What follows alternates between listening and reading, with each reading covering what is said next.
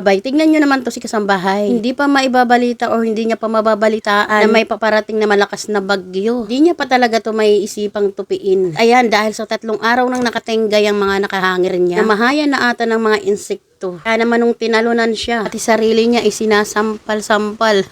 Kaya sabi ni kasambahay sa susunod daw na bibilhin niyang washing. Yung paglabas ay nakatupi na. Tingin ko matatapos dito si kasambahay mga 3 oras. Sa dami niyang mga nakahanger dito, 1 oras at kalahati pa lang. Halos maubos-ubos niya rito sa pagtatanggal ng mga nakahanger niya. Ano ba naman kasi tuyo na to, hindi pa naisipan tupiin. Busy lagi si kasambahay sa pakikipagmaritesan sa kapitbahay. Yung maritesan lang naman nila, yung rally lang naman sa luneta. Pati nga tong mga sapatos na mga hindi na ginagamit ay nabidyuhan din ni kasambahay. Pwede niya raw to i-live selling. Pati ba naman to mga sapatos? Gusto rin irakit ni kasambahay. Oh, wag kayong ano dyan. Kaya walang bakas ng ngiti sa mukha ni kasambahay. Hindi pa nag-aalmusal yan. Hi guys! Good morning sa maulan nating panahon. Dito sa amin guys, tingnan nyo yung ilog. Yung bahay kasi namin, tabing ilog. Tapos napakalakas ng hangin. Ayan o. Ayan na yung ilog o. Pero guys, hindi naman siya umaabot dito sa may namin, sa may bahay namin. Hanggang dyan lang yan. Pero na lang kung malakas talaga yung yung ulan, yung walang tigil. So ngayon nga, magluluto ako ng ng Hungarian hotdog. Paano kasi hindi ako makalabas dahil malakas yung hangin at ulan, tapos madulas din yung tulay. Baka mamaya kung saan tayo abutin. Tapos nakapagsaing na yung anak ko. Ayan, si Miss Bago. Alam niyo kung bakit Miss Bago yung tinawag niyan? Kasi gusto niya raw magkaroon ng bago lahat. Bagong pante. Excuse me. Bagong pante. Ay silaw pala dito. Dito kaya. Yan. Lagay natin. Ay, silaw din. Salin ko tong niluto kagabi na na gulay. Pupo. Nilagyan ng ng sardinas. Ito lang yung ulam namin kagabi. Pero sapat na to dahil masarap naman.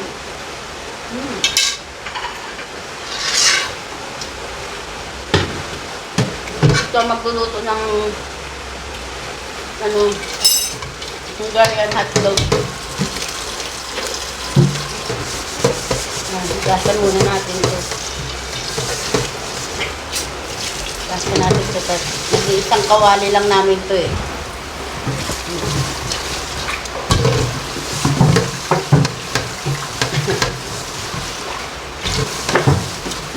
Buti nga sa amin dito guys, kahit na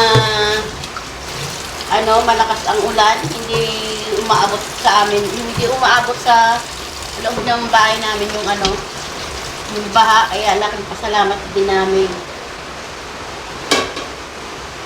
Pero nung kasagsagan talaga ng bagyo noon, nung malakas yung baba natin. Yan. Talagang inabot kami dito sa loob ng bahay. Pero dumaan lang naman. So yan nga guys. Ako nga pala si Lorna din. Tubong Northern Summer.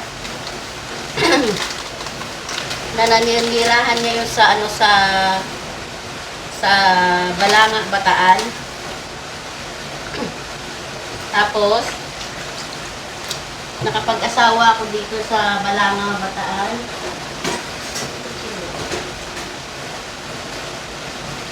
May may 5 anak. Yung 2 nakapagtapos na ng college. Yan. Kahit na sa construction yung asawa ko, katrabaho, napagtapos namin sila. So kahit pa paano, nakakatulong-tulong na din dahil kagagraduate lang din nila. Naghahanap din sila ng experience nila. Ito ba lutuin ko? Hindi na siguro binabalatan ko, no? Binabalatan ka. Ay, hindi mo. Muna to ng mantika.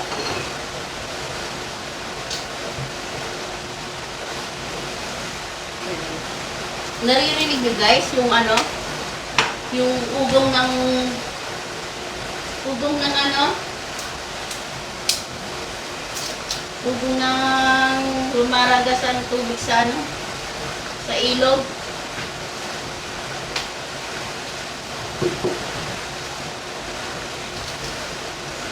Yan. Mamimili sana ako ng kahit ano, papaksiw namin. Kaya lang, hindi ako makaano sa tulay, natatakot ako. Madulas. Yung asawa ko naman, may ano sila, may trabaho. Buti nga, ang trabaho nila sa loob ng bahay, nagwi-welding sila sa may ano, sa may pinaka-attic na ginagawa nilang bahay. Pero ngayon, mag-aano na sila, maglalatag na ata ng plywood. Tapos na nila weldingin yung dapat nila weldingin. Yan lang kahirapan ng ano eh, ng construction. Kapag umuulan, walang trabaho. Kasi nga, hindi makakapagtrabaho din. Siyempre, umuulan. Buti nga ngayon, masalamat kami yung trabaho nila sa loob ng bahay. Yung mister ko nga pala guys, gumagawa siya ng bahay. Pero hindi siya engineer ha. May ano lang siya, kumbaga, pag binigay sa kanya yung plano ng bahay mo, kung ano yung gusto mong plano ng bahay mo, kaya niyang basahin at kaya niyang gawin. Basta ano siya, all around, lahat tiles, building, cabinet, basta lahat ng ng construction, alam niya. Kaya ini-endorse ko sa inyo guys, sa mga gustong magpagawa, comment lang kayo dyan sa comment section dyan. At sasabihin ko sa kanya kung ano yung gusto nyo ipagawa. At kung hindi naman malalayo, pwedeng pasyalan ng mister ko. Nangungutrata din siya ng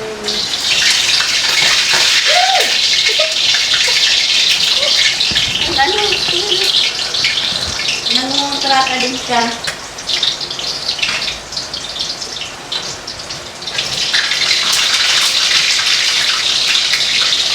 Kala ko muna to guys ha.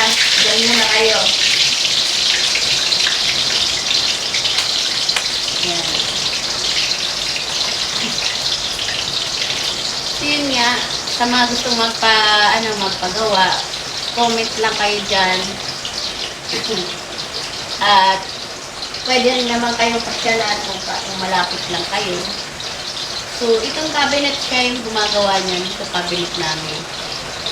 Dati talaga guys, nakatira kami sa malapit sa school, doon sa taas, sa phase 1. Kaya lang, ang gusto ng mister ko, yung nakakapag-alaga siya ng manok na panabong, pero hindi siya nagsasabong.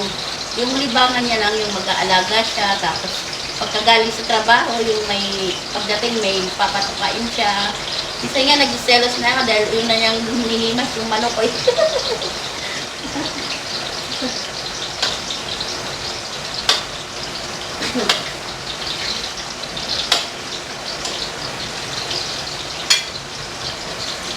Pininta namin, dito kami nakapagpatayo. Yung bahay lang dati namin doon sa phase 1. Diretso lang siyang ganon, may lababo siya, tapos wala ng kwarto-kwarto. So yun ang napagbintahan noon, pinampatayo namin dito, ito nga. Nabili lang namin itong lupa na to is, ano ba to? Ano ba sukat nito? 120 square meter sa halagang 100,000 din, 120,000 din ang halaga niya. Kaya lang dito malapit kami sa sa ilog, tabi-tabi. Pero safe naman kasi nga hindi naman talaga totaling tumataas yung yung ilog. Doon sa dati namin bahay, tabi kami ng school, tabing daan, yung highway talaga. Kaya lang mas sobrang maingay. Kaya mas gusto namin, kaya naano din namin na lumipat kasi mas gusto namin tahimik. Parang ganito lang. Yung simpleng buhay lang, tahimik. Yung maririnig mo lang yung mga ng mga manok, kunin ng mga ibon, maraming puno. Kaya yan, dito kami nakapag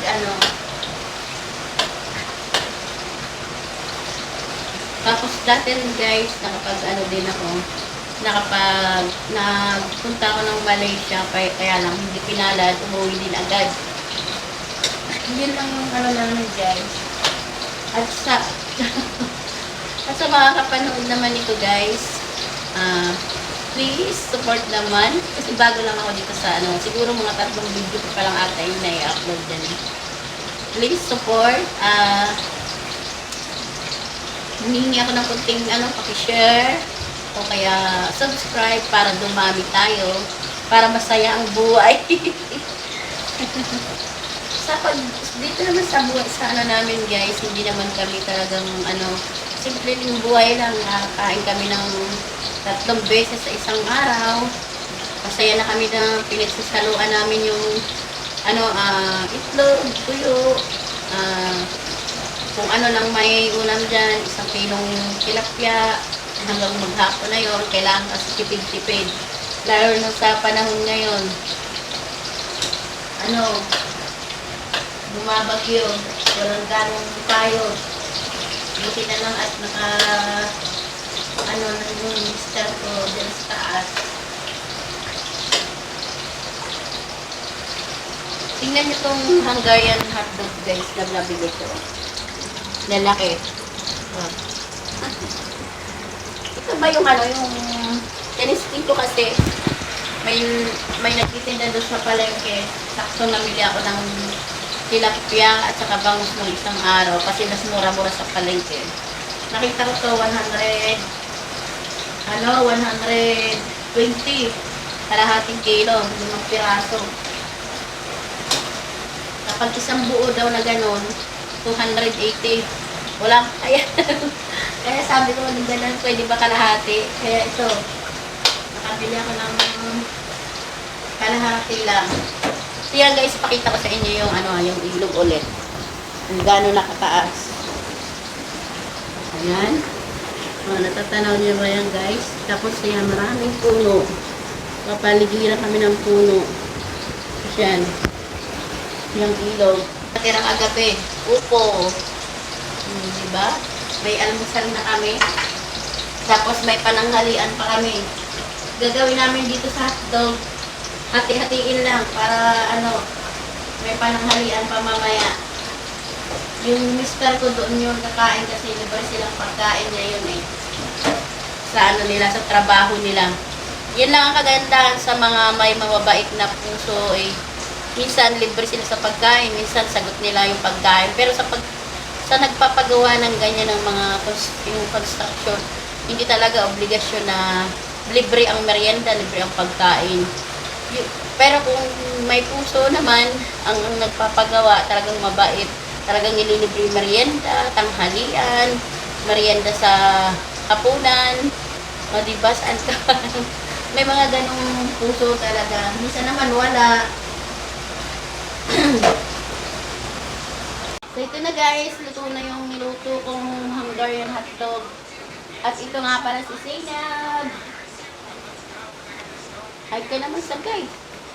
Sabi mo hi po, kain po tayo. Almusal po.